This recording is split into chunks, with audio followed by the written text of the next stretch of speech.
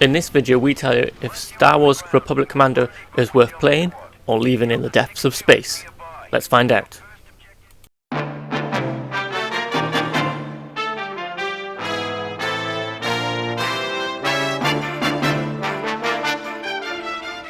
Star Wars Republic Commando is a tactical first-person shooter video game. It was developed by LucasArts for the Xbox and Microsoft Windows in 2005 and has recently been re-released for the Switch and PS4 in 2021. The story is set at the end of the Star Wars Episode 2, Attack of the Clones. The look is more like the live-action movie rather than the Clone Wars animated series. It's a linear first-person shooter where you have 3 squad mates on your team. You can give them simple commands like search and destroy or form up. Various locations have preset places that you can send squad mates to, like gun turrets or healing centers. Oh yeah, and there's no regen health here. This is old school health packs, but with a twist. There are usually health centers to heal, so occasionally you have to run back to a heal center to heal. Usually there's plenty about, but sometimes you have to run back for a few corridors to heal up. You can command your team to heal, sometimes they'll go by themselves, and sometimes they'll just run into battle and die. For the most part, squad mates are no issue, but a few brief moments in the story do mean you have to go solo, and these can be awkward because you have no one to revive you. So once you're down, that's it, game over, and you have to reload your last save. I found as long as you're smart about decisions, you will do alright, but there are a few moments you will die without even realizing.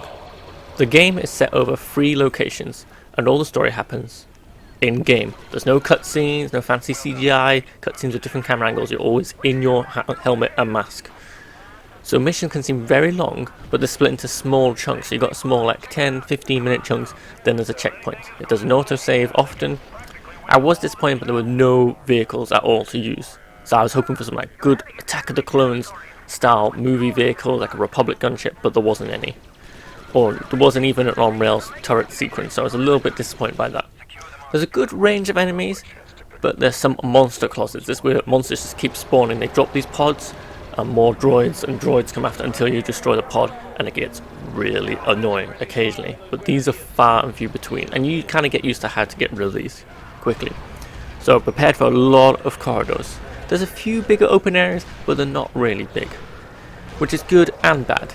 It moves at a good pace, but you do move slowly, but this suits a more tactical style better than a twitch reflex shooter. Visuals hold up better than I thought, but expect some blurry textures and some sharp, blocky environments. Some characters look great, like the clones, but others like the Wookiees look awful. Inside the spaceships look really good, but any environmental objects, I mean like environments outside with trees and other objects like that, they don't look good. The trees haven't aged well, that's what I've learned from these old games. Weapons look fine, and the mask code is good, and what I really like is the text. The text looks nice and clear and easy to read. The game runs really smooth. This has probably helped because I'm playing it on the Xbox One and backwards compatible, and this helps make the visuals look clearer. They're nice and clean and clear, so it is very crisp. It feels like what it felt like to play at the time, maybe on the PC version. The weapons sound fine. The dialogue and banter between the clones is good, but sometimes the speech gets cut short. So basically if you walk into a new area, it might cut off whatever they were saying before, and it just sounds a bit disjointed. The music is great, obviously. Some classic John Williams Star Wars music, and the other music that kind of suits the mood. It's kind of like similar, but suits the tension. Obviously they play the classic, like, certain songs from the movies at certain points, which obviously helps build up the tension. The song in the credits is very early 2000s. The song is by Ash, and it kind of just feels really out of place when you get to the credits, but that doesn't really affect the game much. Overall, I had a surprisingly good time. It was good to play a game that I actually wanted to play all the way through and finish. I was left a little bit disappointed by the lack of vehicles and the lack of locations. I think you go to like maybe 3 different locations really.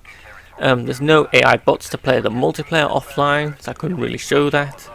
But this game is definitely worth picking up for any Star Wars fans, and fans of early mid-2000s slower paced tactical shooters.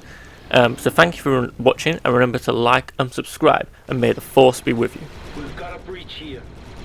Looks like the Wookiees need to work on their welding skills. Recommend you put a couple of thermals in that breach. The resulting debris should hold off any further incursions.